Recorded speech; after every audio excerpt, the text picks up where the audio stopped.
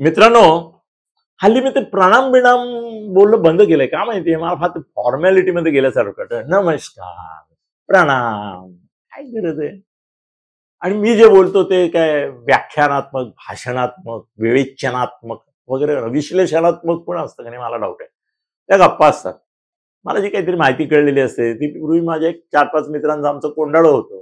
रात्री आम्ही ड्रिंक बिंक घ्यायला कुठे हॉटेल बिटेलमध्ये बसलो की आपसामध्ये ते शेअर करायचो. ते पत्रकारच होते तेही. त्यामुळे आम्हाला त्याच्याकडली माहिती, मला माझ्याकडली त्याला.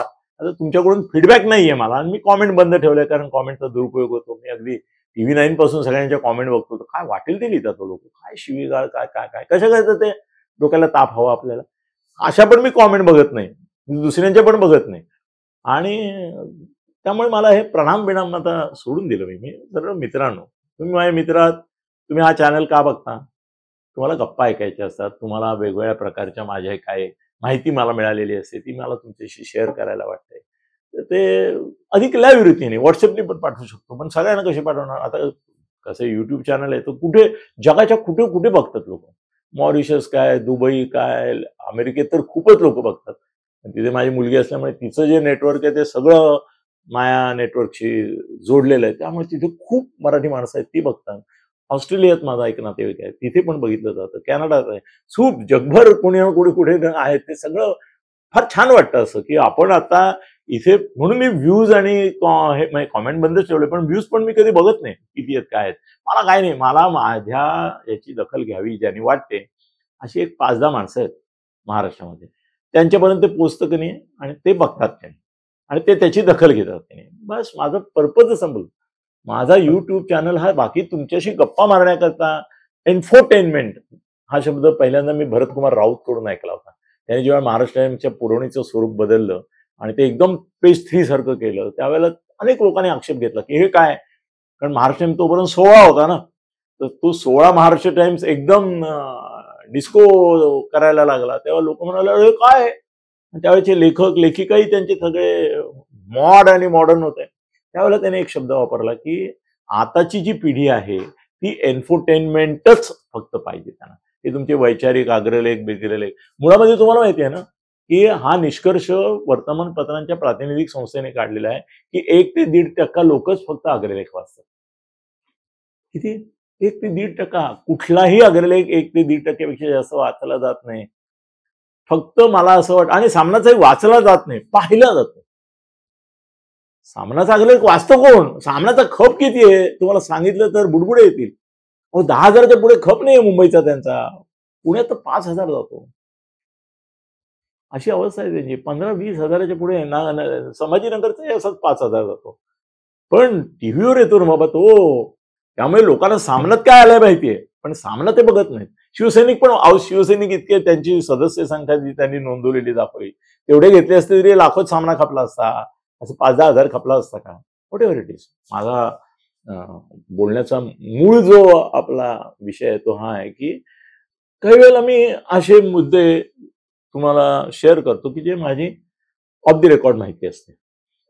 त्या माणसाच्या नावाने ते ऑन द रेकॉर्ड आणणं मला काही वेळेला शक्य नसतं, योग्यही नसतं. लोक आपल्याशी बोलणार नाहीत ना.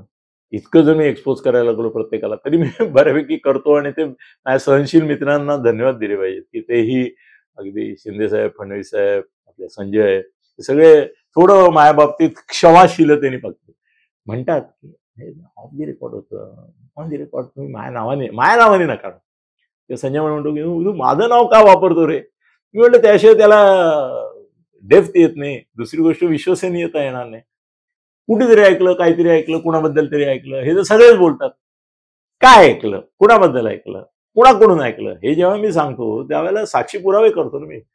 पुराव्यानिशी सिद्ध असं करायचं असतं मला, सिद्ध. म्हणून म्हटलं मी तुझं नाव घेतो. मला काय फरक पडत नाही. तर तू बोलतोस ते माझ्या नावावर काही तू अजून चुकीचं नॅरेटिव्ह मांडलेलं नाही, किंवा मी जे बोललो नाही तू बोललास असं नाही. हा, मला गैरसोयीचं असं बोललायस तू खूप माझ्या संदर्भामध्ये, पण माझी चुकी मी तुझ्याशी बोललेलो आहे, व्हॉट एव्हर इट इज. पण त्या चुका तो अजूनही करतो प्रेमाने.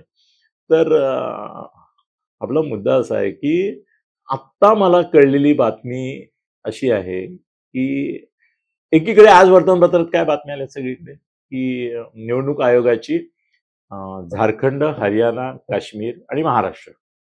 मला वाटतं आणखीन एखादं राज्य असेल तर माहिती नाही मला, पण ही 4 राज्य माझ्या लक्षात राहिली आता पेपर वाचताना आणि टीव्हीवर बघताना. तर या 4 राज्यामध्ये विधानसभा निवडणुकीची तयारी सुरू केलेली आहे निवडणूक आयोगाने.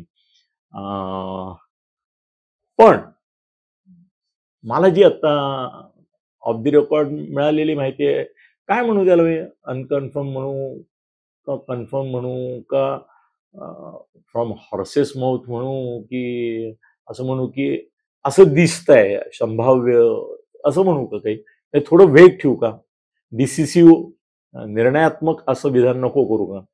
बरं चला, नाही करत, निर्णयात्मक नाही करत, कारण अजूनही त्याच्यामध्ये थोडी मला गॅप दिसतीये की जी गॅप सडनली कदाचित इकडे तिकडे बदलू शकते, आणि तशी ती बदलली तर मी आता जे विधान पुढे करणार आहे ते कदाचित तुम्ही म्हणाल की अरे अनिलजी, तुम्ही तर म्हणाला होतात की महाराष्ट्र विधानसभेच्या निवडणुका या 6 महिन्यांनी पुढे ढकलण्यात येणार आहेत.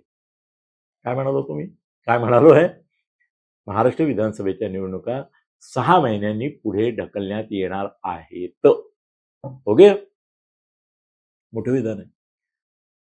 तसं खळबळजनक स्फोटक पण आहे, गौप्यस्फोटात्मक देखील आहे.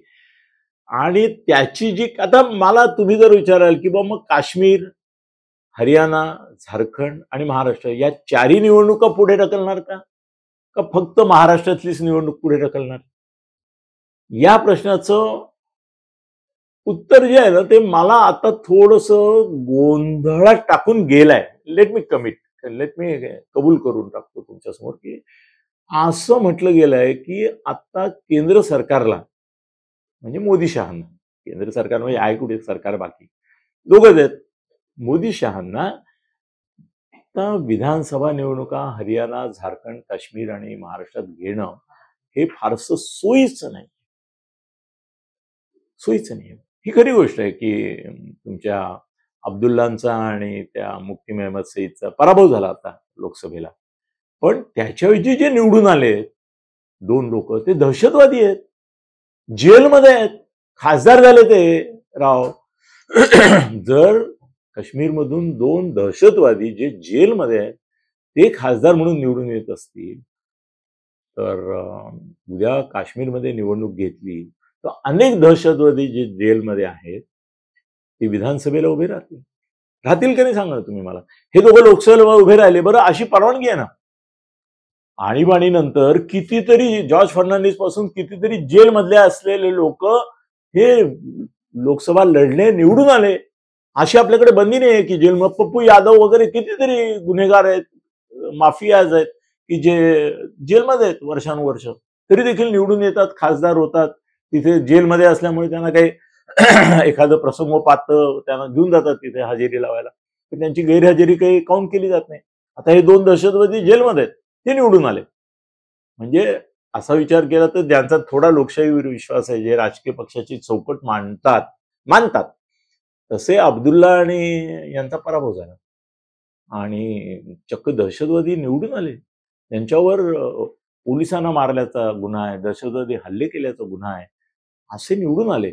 उद्या ही परिस्थिती रिपीट कशावरून होणार नाही अशी केंद्र सरकारला भीती वाटली तर ती स्वाभाविक आहे. आपल्यालाही असं व्हायला हवंय का की हे 2 दहशतवादी, त्याच्याबद्दल खरं म्हणजे या देशामध्ये खूप वादळ उठायला पाहिजे होतं की ऍटलिस्ट दहशतवादाच्या आरोपाखाली जे लोक राष्ट्रद्रोहाच्या, हो की नाही, राष्ट्रद्रोहाच्या आरोपाखाली जे लोक तुरुंगात आहेत, ज्यांच्या खटले चालू आहेत आता, त्या लोकांना तरी तुम्ही निवडणुकीला उभे राहायला प्रतिबंध करणारा कायदा करा. त्यांच्यावर जर असे गंभीर असेल, पण मग ते सरकारला कसं वाटतं माहितीये, प्रॉब्लेम काय होतं सांगतो तुम्हाला, की हे 2 दहशतवादी आहेत, त्यांच्यावर राष्ट्रद्रोहाचा खटला चालू आहे. पण सरकारी काही वेळेला हलकटपणा असं करतं की कुठल्याही आंदोलनामध्ये जे राजकीय नेते असतात त्यांच्यावर एक देशद्रोहाचं कलम लावतात ना, आता पण लावतातच की. आता पण आपण अनेक खटले चालू आहेत त्याच्यामध्ये बघतोय की राष्ट्रद्रोहाचं कलम लावलेलं आहे. आणि भीमा कोरेगाव आहे त्याचं उदाहरण.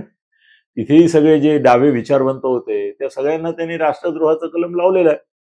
उद्या सरकारच्या हातात जर हे आलं तर सगळे विरोधी पक्षनेते राहुल गांधी पासून एक ते असा पुरावा उभा करू शकतात ते खोटा. अहो, त्या मालेगाव बॉम्ब स्फोटामध्ये त्यांनी 17 का 18 मुसलमान मुलांना पकडलं, त्यांना एवढं मारलं की त्यांनी कबूल केलं की हो आम्ही बॉम्बस्फोट केला. मग सडनली सुशीलकुमार शिंदेंना सोनिया गांधींनी सांगितलं की मुसलमानांचाच दहशतवाद असतो, हे समीकरण आपल्याला तोडून काढायचं आहे, नॅरेटिव्ह. आपल्याला हिंदू पण दहशतवादी असतात हे सिद्ध करायचं आहे. सुशील कुमारच आहेत ते, पडवळच आहे ते, असं लिबलिबीत. त्यामुळे त्या लगेच त्यांनी हिंदू दहशतवाद असा एक मुद्दा मांडला आणि लगेच पुरावा म्हणून त्या 19 लोकांना, ज्यांना मुसलमानांना पकडलं, ज्यांच्याकडून कबूल करून घेतलं की हो आम्ही बॉम्बस्फोट केला, त्या सगळ्यांना एका रात्रीमध्ये त्यांनी सांगितलं की यांचा काही संबंधच नाहीये. हे असेच आम्ही धरले. निर्लज्जपणाची कमाल आहे का नाही हो? आम्ही असेच धरले त्यांना आणि त्यांना कबूल करून घेतलं त्यांच्याकडून. पण खरे गुन्हेगार प्रज्ञा सिंह आणि कॅप्टन पुरोहित आहेत, त्यांच्यावर खटला करा. म्हणजे हिंदू दहशतवाद सिद्ध करण्याकरता त्यांनी कॅप्टन पुरोहित, प्रज्ञा सिंह वगैरे यांना गुंतवलं की हो, गुंतवलं की नाही? आणि बदललं ना सगळं. आता पुढे आणखीन एक त्यातला विनोद किंवा असा करुण विनोद असा की ती 19 मुलं जी पकडली गेली होती त्यांना कोर्टाने निर्दोष म्हणून सोडायला नकार दिला. ते म्हणजे तुम्ही आधीच सिद्ध केलं होतं. त्यांचे मॅजिस्ट्रेट पुढले कबुली जबाब आहेत, ते आम्हाला मान्य करावे लागतात मॅजिस्ट्रेट पुढले. त्याच्यानुसार त्या 19 जणांनी म्हटलेलं आहे की हा बॉम्बस्फोट आम्ही केला, मग आम्ही कसं सोडायचं त्यांना? तुम्ही म्हणता आता की त्यांनी केलाच नव्हता, आम्हाला त्यावेळेला असं वाटलं म्हणून आम्ही केलं आरोप.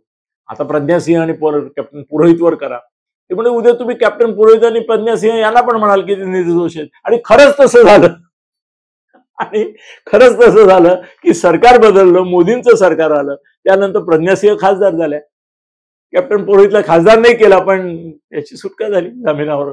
आणि आज स्थिती अशी आहे की कॅप्टन पुरोहित आणि प्रज्ञा सिंह यांच्या बाजूने सरकार उभं आहे. परत किती बघा चक्र.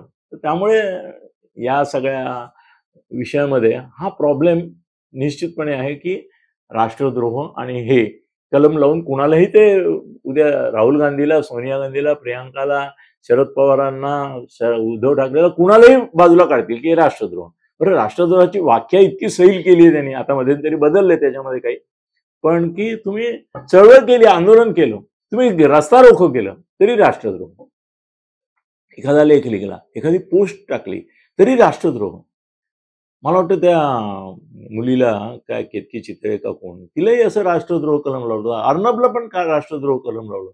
अनधिकृत बांधकामामध्ये सुद्धा बुलडोझर चालवत आहेत. आता बुलडोझर चालवण्याची प्रोव्हिजन आहे का कायद्यामध्ये अशी, किंवा एखाद्याने अपराध केला तर त्याच्याकरता त्याचा घरावर बुलडोझर, पण आता चालवत आहेत ना, बघतोय. आणि आपण सहन करतोय, बघतोय.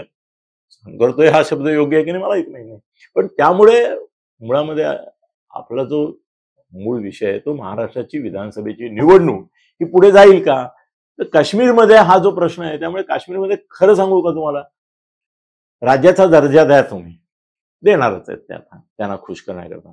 पण राज्याचा दर्जा दिल्यानंतर जर तुम्ही निवडणुका घेतल्या आणि अशी प्रोव्हिजन केली नाही की ज्याच्यावर दहशतवादाबद्दल खटला चालू आहे, त्याला फॉर्म भरता येणार नाही, त्याला विधानसभेची निवडणूक लढवता येणार नाही. असंही जर कायदे दुरुस्ती केली नाही तुम्ही, तर तुम्हाला मी आता सांगतो की मला एक्झॅक्टली काश्मीर विधानसभेची किती संख्या आहे बघ रे जरा, विधानसभेची सदस्य संख्या किती आहे. तर ती आता राज्याचा दर्जा नाहीये, त्यांना राज्याचा दर्जा देऊन नंतर कदाचित ते निवडणूक घेतील, किंवा नंतर निवडणुकीमध्ये काय होतंय ते बघून केंद्राच्या 119 काश्मीरमध्ये 119 आहेत. त्या 119 पैकी समजा 70 लोक दहशतवादी निवडून आले तर येऊ शकतात. काश्मीरचे अंतप्रवाह भारताला अनुकूल नाही आहेत. आज आपली मिलिटरी आहे तिथे, म्हणून आपण तिथे सत्तेवर आहोत, हे फॅक्ट आहे. तुम्ही जा काश्मीरला, सहलीला म्हणून जा, तरी तुम्हाला तिथे सगळा भारत द्वेषच दिसेल. त्यामुळे काश्मीरमध्ये निवडणुका घेणं तसं रिस्कीच आहे. पण आता लोकसभेची घेतली त्यांनी, ती अंगाशी आली असं मला वाटतं. ज्या अर्थी 2 दहशतवादी निवडून आले तुमचे, त्यातली ती अंगाशी आली तुमच्या, बदनामी झाली ना. आज त्या दहशतवाद्यांना आंतरराष्ट्रीय पातळीवर मान्यता मिळाली की जनतेचे खरे प्रतिनिधी हे दहशतवादी आहेत. सरकारची अब्रू गेली, सरकार चूप आहे. सरकार त्या 2 दहशतवाद्यांच्या संदर्भात चूप आहे, कारण ते म्हणतात आहेत आमच्या जेलमध्ये, ते काही सक्रिय होणार नाही. पण त्यांच्या पाठीच्या प्रवृत्ती सक्रिय होणार. पाकिस्ताननी त्यांचा केवढा गौरव केला. पाकिस्तानी जे काही टीव्ही बीव्हीचे क्लिप्स आपल्याला मिळतात त्याच्यामध्ये त्यांनी काश्मीरचे खरे प्रतिनिधी हे असं दाखवलं. उद्या 70 लोक निवडून आले दहशतवादी, काश्मीरमध्ये निवडणूक घेणं की अशा तऱ्हेचा कायदा बदल केल्याशिवाय धोकादायक आहे. महाराष्ट्रामध्ये काय, महाराष्ट्रामध्ये हरियाणामध्ये पण आता भारतीय जनता पक्षाची सत्ता येईल असं दिसत नाहीये. शेतकरी चिडलेला आहे. शेतकरी इतका चिडलेला आहे की आता आपण त्याचे परिणामही बघितले, तिथे काय झाले ते. झारखंड मधली परिस्थिती आणखीन वेगळी, पण झारखंड बद्दल मला भाषण नाही करायचंय.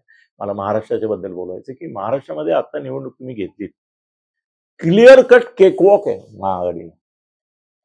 आता तुम्ही घ्या पुढल्या महिन्यात, आता घेतली तर केकवॉक म्हणजे 180 पर्यंत जातील ते. कोण? महाआघाडीवाले. हे 100 लढतायत ना, त्या तिघांच्याही 60 येतील मिनिमम, जास्तच येतील. हे 6 180 येतील. शरद पवार, उद्धव ठाकरे आणि काँग्रेसच्या कदाचित 70-80 येतील. उद्धव ठाकरेंच्या 70-80 येतील अशी पण शक्यता आहे. आणि यांच्या 25-50 काही होऊ शकतं. आताच वातावरण बीजेपीला प्रतिकूलच आहे. आता निवडणूक घेणं म्हणजे आत्मघात आहे. त्यामुळे आता निवडणूक घ्यायची नसेल तर ती 3 महिन्यांनी काय परिस्थिती बदलणार आहे. उलट आता ओबीसी आणि मराठा हा संघर्ष अति तीव्र झालाय.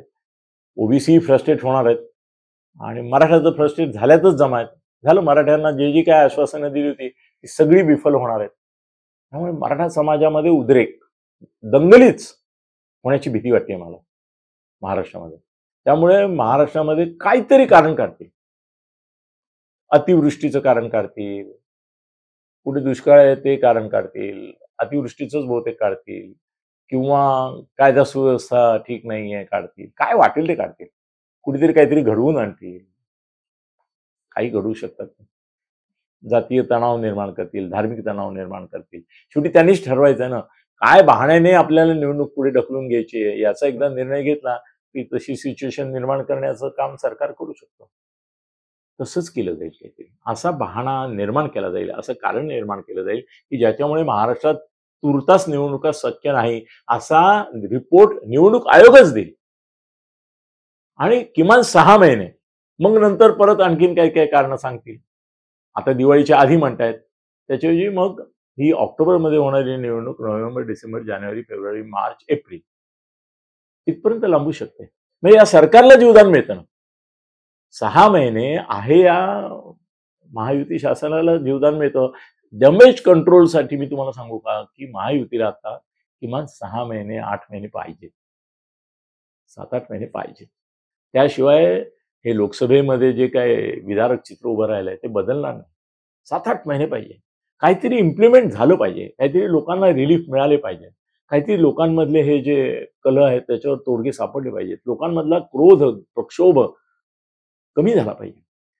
आता मोदी सत्तेवर आलेत 240च्या बळावर, पण परत केंद्रामध्ये काय परिस्थिती होते त्याचंही लोकांना भरोसा नाही वाटत आहे. मोदींचं सरकार नाही हे, आणि मोदींचं सरकार नाही म्हणजे मग मोदींनी दिलेली गॅरंटी त्याचं काय होणार. मोदींची गॅरंटी सफल कशी होणार. एनडीए मधले लोक, पहिली गोष्ट म्हणजे मुसलमानांच्या संदर्भात त्यांनी जेवढी विधानं केली करणार म्हणून ती सगळी आता बॅकफायर होणार. आंध्र प्रदेशमध्ये तर रिझर्वेशन आहेच मुसलमानांना, मुसलमान म्हणून आहे. नितीश कुमारही तसेच आहेत. त्यामुळे एकूण राष्ट्रीय जो सगळा काय म्हणूया आपण त्याला, नाही राष्ट्रीय उद्ध्वस्तता नाही म्हणणार मी, पण विस्कळीतपणा आलाय त्याचाही परिणाम होईल. आणि मोदी महाराष्ट्रामध्ये पुन्हा पुन्हा सभा घेणार. आणि शरद पवार म्हणतातच की मोदींच्या जेवढ्या सभा होतील त्या गुणिले 10 असे आमच्या आमदार वाढतील महाआघाडीचे. होऊ शकतं असं. कसं आहे की ते आता प्रतिमा भंग म्हणतात, प्रतिमा भंजन, ते करण्यात ते यशस्वी झालेत. पण 6 महिने निवडणुका पुढे जातील हे मला एका चांगल्या सोर्सनी सांगितलं. मी त्याला म्हटलं मी शेअर करू का. ते म्हणे शेअर कर. मी एक अधिकारी आहे त्यामुळे I am not suppose to discuss this thing. पण ही चर्चा चालू आहे आणि या चर्चेमध्ये पुढाकार हा भारतीय जनता पक्षाच्या नेत्यांचाच आहे. आणि मोदी शहांकडेही त्यांनी सांगितलंय की आपण कारण शोधून काढू, कारण घडवून आणू, पण 6 महिने तरी आम्हाला पाहिजेत अजून डॅमेज कंट्रोलसाठी. 6 महिन्यांनी निवडणुका घेतल्या तरच महाराष्ट्रात महायुतीला भवितव्य आहे. नाहीतर हे राज्य तुम्ही त्यांच्या ताब्यात आत्ताच दिल्यासारखं आहे. बघूया काय होतं ते.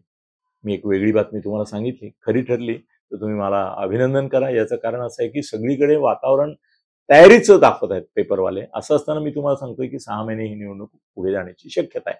बघूया काय होतं. मी खरा ठरतो का चॅनल्स खरे ठरतात. धन्यवाद. खळबळजनक गौप्यस्फोट म्हणजेच YouTube चॅनल अनिल थत्ते गगनभेदी. खळबळजनक गौप्यस्फोट म्हणजेच YouTube चॅनल अनिल थत्ते गगनभेदी.